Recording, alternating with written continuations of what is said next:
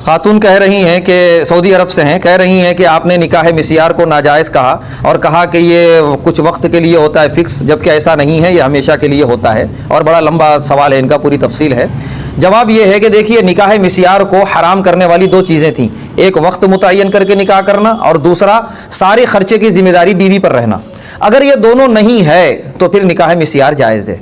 अगर वक्त मुतय्यन नहीं है, आप पूरे ज़िंदगी भर के लिए निकाह करें और निकाह के वक्त में ये ना कहें कि सारी जिम्मेदारी मेरी खुद की रहेगी, बल्कि ये कहें शौहर की रहेगी। हाँ, मुझसे जितना हो सके मैं भी अपनी कमाई से अपने ऊपर खर्च कर लूँगी, ये बात रखें आप, बिल्कुल निकाह जायज़ हो जाएगा।